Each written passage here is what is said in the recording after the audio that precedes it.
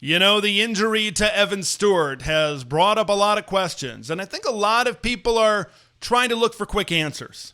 They're trying to look for quick solutions on what this Oregon wide receiver room is going to look like. Who is going to step up? I talked about it on Friday's edition of TSOW, who are maybe some contenders I think could possibly step up in the absence of Oregon's leading receiver that was slated to come back for the 2025 season. I talked about Jurion Dickey. Maybe it's time for him to finally realize his five-star potential, put some of the issues certainly behind him with a new voice leading the wide receiver room in wide receivers coach Ross Douglas. Jeremiah McClellan is another guy that's been talked about a lot. Transfer Malik Benson. Maybe Oregon is the place for him to get his feet on the ground and have a really productive season after formerly being the number one JUCO recruit in the country at one point in time. But what's the thing about Evan Stewart, and what's the thing about maybe the rest of the wide receiver room that maybe Stu was able to carry with them that I think a lot of maybe the room doesn't have? The veteran experience. Okay, Evan Stewart played 2 years at Texas A&M. He played the last year at Oregon. He played 3 years of Power 2 football and 3 years of very productive Power 2 football. That veteran presence means something. And Oregon, with a lot of young guys, I mentioned some of them, even DeCorian Moore, for as talented as DeCorian Moore is out there, he's still a young guy.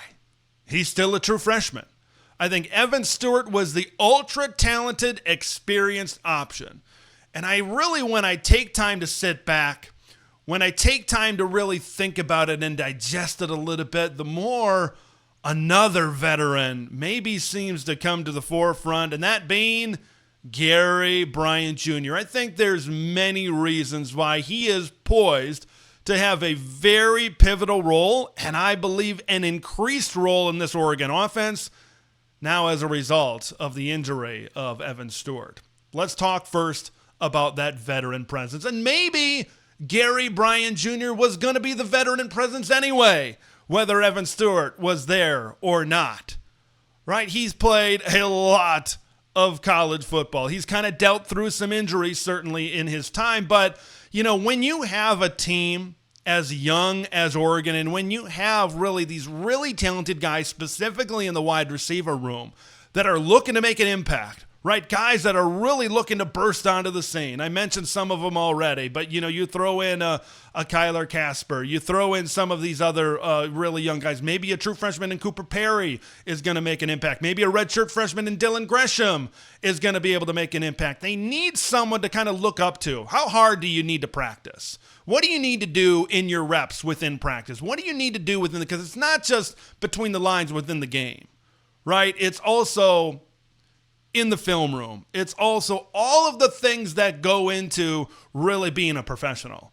And I think Bryant Jr., and he talked about it during the spring, about his lead by example mentality. And I think that this lead by example mentality is going to play a pivotal role in the development of Oregon's wide receiver room this season.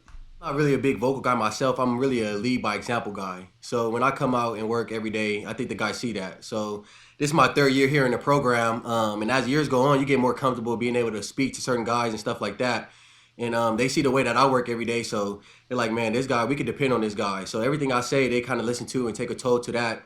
Just from them, they know me. Like, if I say something, I'm not going to ask you to do anything that I'm not willing to do. So I think that's the biggest thing. Like, you need a guy that just, like, on 3rd and 5, he knows, he's seen so many defenses throughout his career. He knows exactly which part of the zone to be able to pick. He knows, like, where he has to go to get that 6 yards, to get that 7 yards, to get that 8 yards, to certainly keep the chains moving in the right direction. And here's the thing about his veteran presence. We've seen him produce before. He had a really good season in 2021, I believe it was, over at USC before he transferred to Oregon. I believe that's his best season as a college player so far. But we've seen it here in Eugene in 2023. 30 catches, 442 yards, and 4 touchdowns. So Like in a room now with a lot of uncertainty where your best option, pretty damn good option, but still your best option is a true freshman, and there's a lot of guys that don't have a lot of experience. I think one thing you want to look to is I want something that's proven. I want a proof of concept. I want somebody that I can rely on. And if Gary does remain healthy, I think he's the guy that you can constantly go to. That's what Bo Nix did in 2023, and we really saw that type of production for Gary Bryant Jr. So he's a guy that can lead by example on the practice field, on the film room like we talked about as well, and he's a guy that you can rely on. He's a guy that's seen a lot of defenses. I think Gary Bryant on the field is going to be a big part of this wide receiver room and this passing attack going forward for Oregon. And you got a young quarterback. Like as a young quarterback, you want to be able to look, you want to be able to rely, you want to be able to lean on a guy. You know, I know the tight end, right, is a lot that safety valve that quarterbacks look to, but, you know, a guy like Gary Bryant Jr. working out of the slot is also someone that you want to be able to rely on, also someone that you want to be able to lean on. And now that like I think, you know, maybe I didn't have my projected depth chart this way. I was kind of going back and forth on a lot of things, but I thought Decorian Moore out wide, and then Evan Stewart, and a lot of other people have said this as well, but Evan Stewart with his skill set a lot more comfortable working out of the slot, maybe reprising that Tez Johnson role.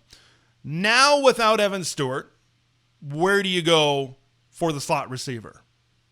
Gary Bryant Jr.'s skill set really blends extremely well into working out of the slot as well. I was kind of watching some film from the 2023 season, and for better or for worse, we know how much that those smoke screens, those pop screens, we know that Will Stein really wants to incorporate into that offense. And I saw a lot of it with Gary Bryant Jr., where he was able to catch the ball, and even if it was just catching it, getting 6 or 7 yards up the field, like, people really underestimate the 6 to 7 yard short passing play. Really, people underestimate that type of play and how big that can be in continuing to move your momentum down the field, creating those chunk positive plays down the field. But I also saw some plays where Gary just gets the ball, and if you get his speed in space, now I know he's dealt with through some injuries. I know that maybe he isn't quite the track star that he maybe used to be earlier in his career, but when you get him the ball out in space, he can certainly create. He can certainly take advantage of all of the speed and the quickness that he still has. Like, everybody's going to look back to that where they just couldn't bring him down a couple of years ago at Arizona State, and he just kept on going for 70 plus yards on his way into the end zone. Like, I think your other best options in terms of like a true slot receiver, Justice Lowe, I think is another guy that's also slated to really get an increased role and increased looks in this offense this year. Dylan Gresham's a redshirt freshman. I think he could be really good, but once again, you want to go back to the proven commodity in maybe a room that has a little bit more uncertainty. Without somebody like Evan Stewart, you want something that you know works. You want to go back to the well of something that you've seen before. Will Stein and Dan Lanning have seen it before, certainly in Gary Bryant Jr.